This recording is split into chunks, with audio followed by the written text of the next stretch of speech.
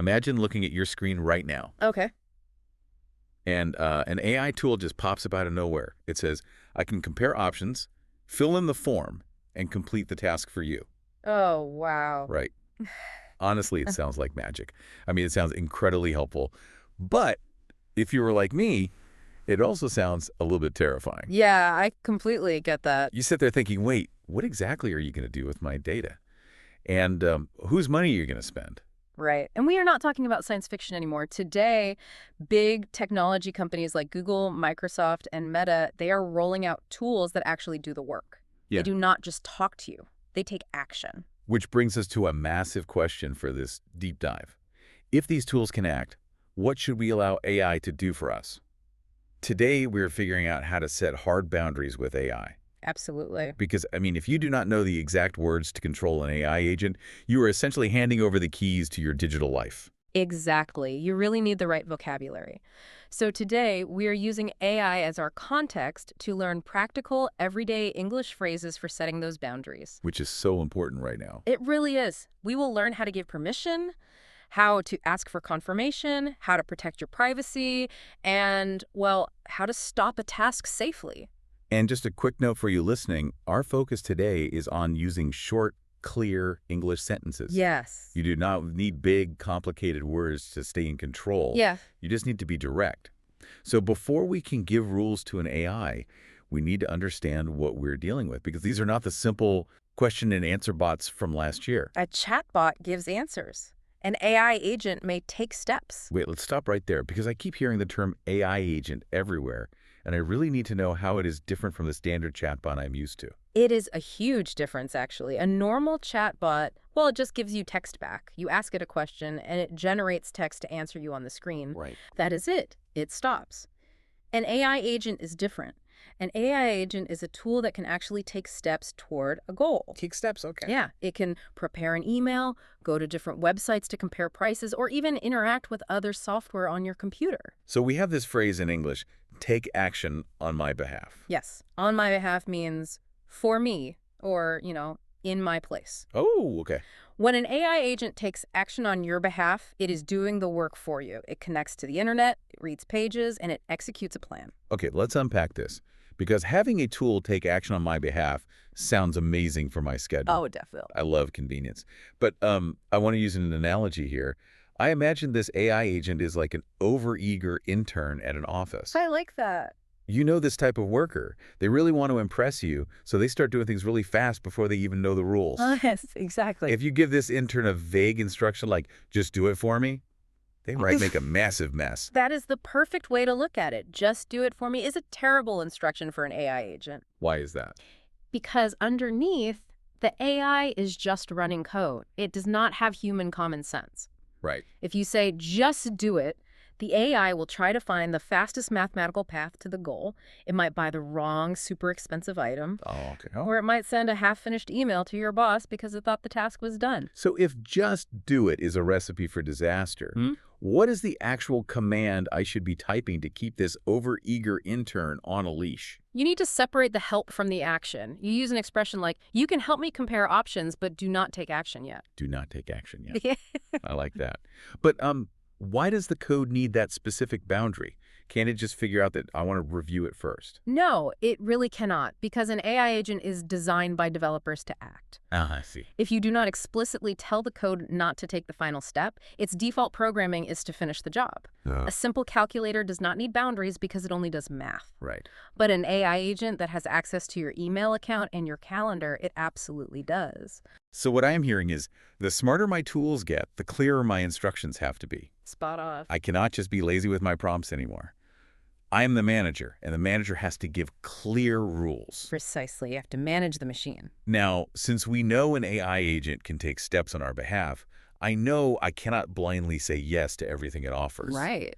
But I definitely do not want to say no either. I mean, I am busy. I want the AI to do the heavy lifting. So how do we find this middle ground in English? Don't just say yes to an AI tool. Give limited permission. Limited permission. Let's break that down. You give permission, which means allowing the tool to do a task, but you make it limited, which means you draw a strict boundary. Okay. The permission stops at a certain point, and to create this boundary, you must ask for confirmation. Confirmation meaning checking to make sure something is correct before taking the final permanent step. Yes.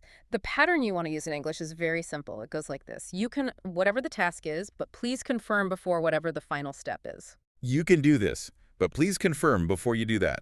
Wait, let's play this out with a real scenario. Sure. Say, I want the AI to book me a hotel for a business trip. Could it just spend my money on a 5-star suite?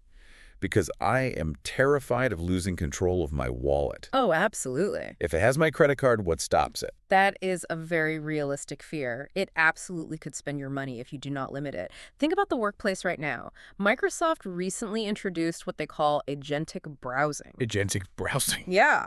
This means the AI actually opens a web browser and navigates websites for your job. It is clicking links, reading terms, and filling out forms. Oh, wow. So it's literally browsing the internet just like I would, clicking around. Yes. And because AI is now doing these complex tasks, safety is a huge issue. I bet. If you give our overeager intern your corporate credit card, you do not just say, go buy something. You give them a limit. You set a rule. Right.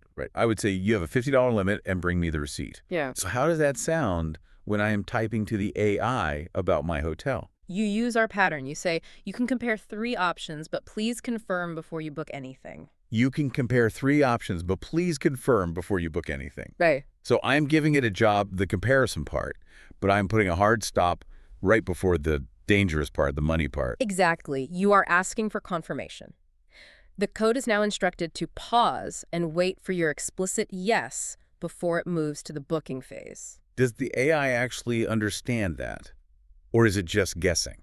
It understands the condition mathematically. The AI breaks your sentence into tasks. Task 1, compare options. Task 2, wait for user input. Oh, I see. If you do not include that second task, it just keeps going down its list until the hotel is booked. That is incredibly helpful. So limited permission is really just letting the AI help me without ever taking the steering wheel completely out of my hands. Setting limits on what the AI can do is crucial. But what about setting limits on what the AI can see? Because think about what happens if an AI agent is reading your screen to help you work. Yep. It sees absolutely everything. Convenience is great until the tool asks for data you really don't want to share. If an AI tool asks for private information, you can be polite and direct. Let's talk about the phrase sensitive information, because if it is reading my screen, we are dealing with high stakes. Yes. Sensitive information means private or highly personal data. This is your home address, your passwords, your medical history, or, your bank account numbers. So if the AI asks for this, or if it is scanning a document that contains this, what are the English phrases I need to protect myself? You can simply say, I am not comfortable that. Or, to be very specific, you can say, do not enter my payment details. But wait, let's go back to our intern analogy. If the intern is standing right behind me looking over my shoulder at my personal bank statement, it feels a little rude to just yell, stop, eat at them. Sure. With an AI, can't I just use human politeness? Something vague like, hey, maybe just use whatever you need, but be careful. What's fascinating here is that human politeness actually hurts us when we talk to machines. Yes. I need to push back firmly on that idea. Vague language is incredibly dangerous with AI. Dangerous how? Yeah. I mean, it's just a machine trying to be helpful. Because an AI does not understand human hints. It does not feel embarrassment or caution. It processes language using mathematics and probability. Okay. When you say, maybe use whatever you need, the AI calculates a high probability that you are giving it permission. It simply hears yes.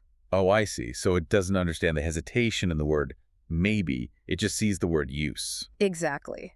This is a massive real-world concern right now. Look at Meta. They recently had to launch a private incognito mode for their Meta AI on WhatsApp. Oh, yeah, I heard about that. People realize they are sharing way too much personal data with chatbots, and that data gets stored and analyzed. Right, because I want to chat with the AI to get help, but I do not want the AI to remember my medical questions or my financial problems forever. Exactly. So when you communicate with these tools, you must be direct. You do not need to be mean, but you absolutely cannot be vague. A perfect instruction is, do not use my sensitive information. I am not comfortable with that. I'm not comfortable with that. I like that phrase because it is polite, but in English, it is a very strong boundary. It means a hard no. Yes. In business and with technology, I am not comfortable with that, is a highly respected, professional way to stop a process. The AI will register that the user has explicitly denied access to that data. So really, when it comes to my private information, I have to drop the vague hints.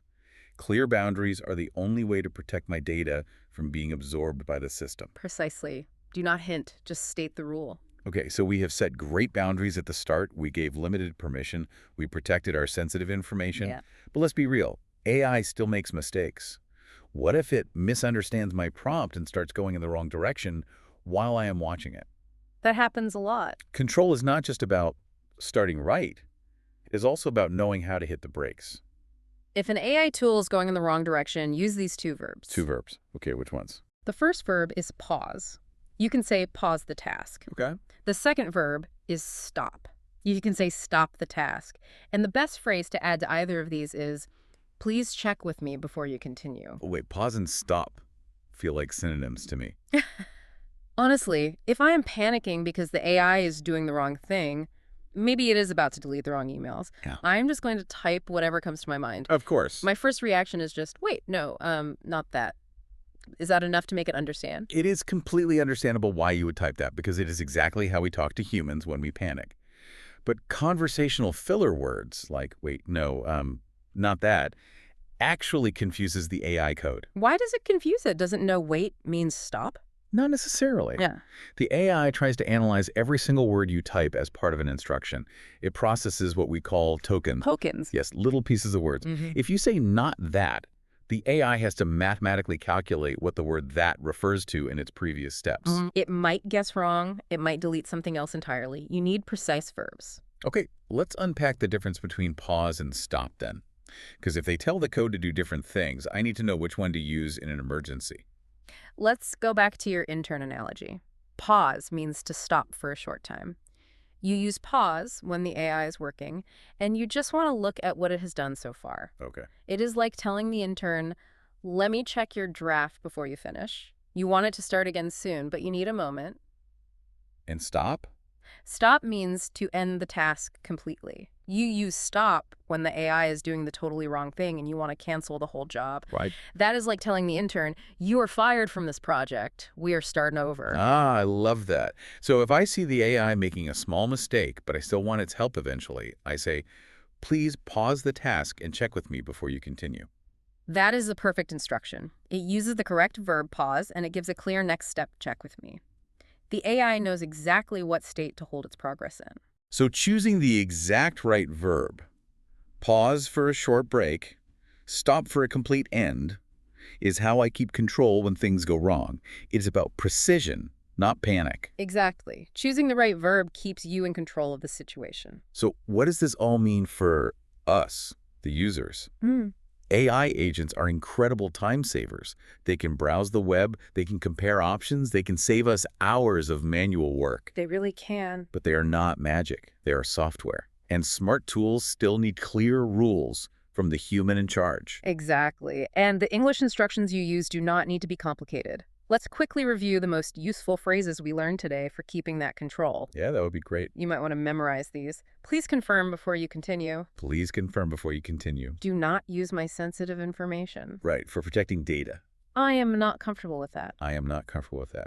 A very strong, polite boundary. Please pause the task. Pause for a short break. And please check with me before you continue. Those are such practical tools. And, there is something really interesting happening here when you think about it. What's that? The language we use with machines, being direct, giving limited permission, clearly stating when we are not comfortable, it actually trains us to communicate better and set clearer boundaries with people in the real world, too. Absolutely. Clear communication and setting boundaries are universal skills. Whether you are talking to a computer program or, a colleague at the office, knowing how to clearly define what you want is incredibly powerful. Well, we have covered a lot of ground today. We figured out how to manage the overeager intern living inside our computers. Now, I want to turn it over to you listening. Before you let an AI tool act for you, what rule would you give it first?